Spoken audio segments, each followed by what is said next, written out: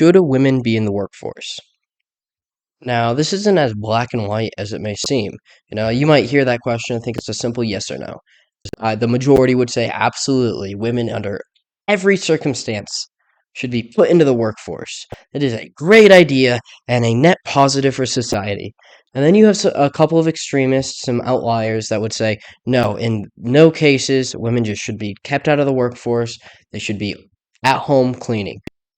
Honestly, like I fall in between these two. I don't think by any means every woman should be forced out of the workforce. For one, I mean, it's not possible in today's society. There's zero way to do that. And even if it was possible, there are always outliers, right? There are plenty of women who make great workers. There are women who make good politicians. There are plenty of women that have a good role in the workforce. There are women who don't want to be moms. And those women, they shouldn't be forced to stay at home, obviously. Obviously. This might surprise some of you, but like I was a huge Carrie Lake supporter. I think she would have been the best politician we had in the country up until, of course, we get Trump back. But I think Carrie Lake, she could have been the future. I think she would have been better long term for America than Ron DeSantis himself. Carrie Lake was an excellent candidate, and there are other women in political media as well that I also support. There are some great minds. Savannah Hernandez, she's excellent. She is great. I don't believe that women should just be held out of the workforce. That is ridiculous, honestly. It's just dumb. That is what the type of argument you make when you don't actually see what's really going on around you. But I also see something else. I don't think that it's a net positive when the majority of women are working.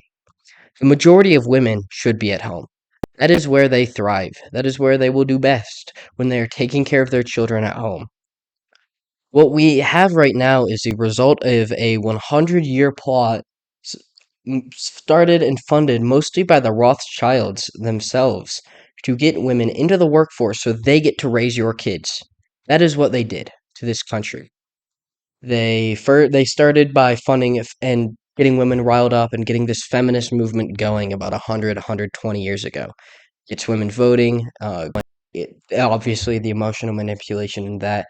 It's easier to get women to vote blue just because the way that liberal politics work is it's mostly playing off of feelings. It makes you feel bad for people. It makes you feel like you're fighting for the underdog.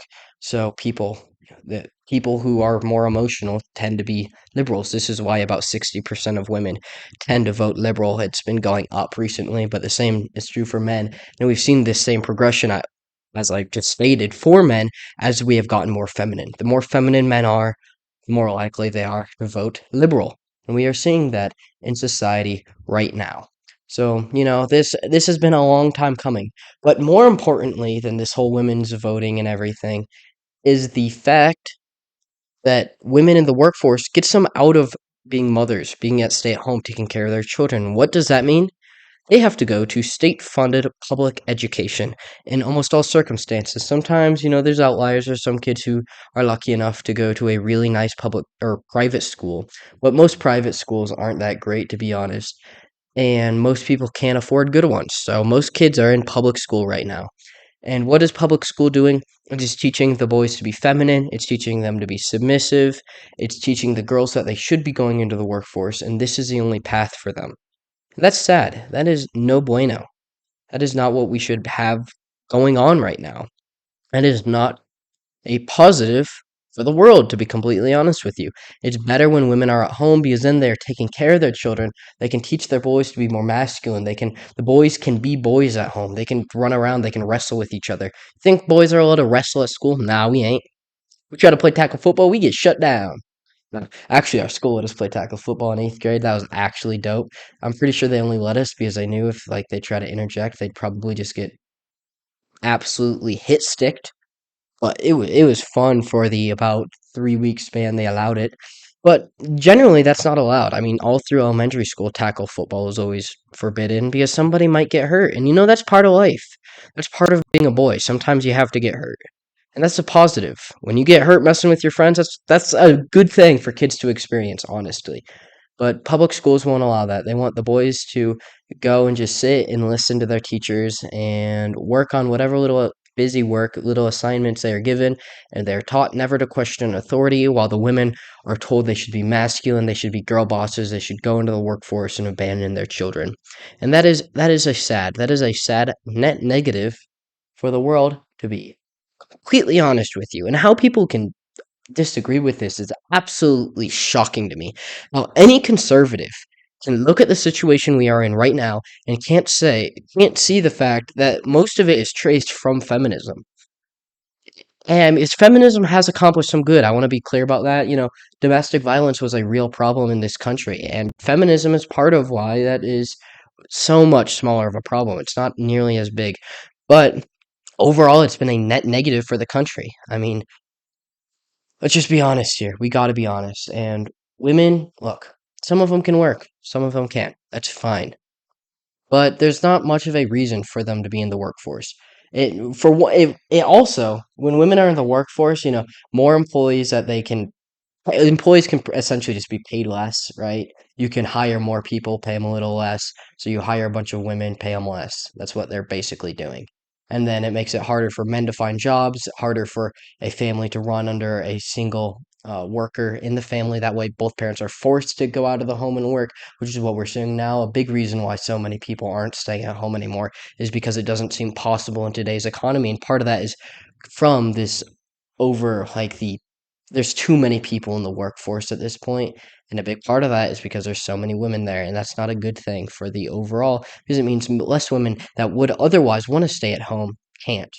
That sucks for them. That really sucks. I hate to see it because we want our women to be put in the best possible circumstance for them, right? And women, the stay-at-home moms, they report to being happier. That's just like a common trend you see. Marriages, when the woman stays at home, they last longer. And some people will argue, oh, well, the man, why can't he just stay at home? Well, honestly, women tend to not like that. When a woman out earns her man, divorce is more likely.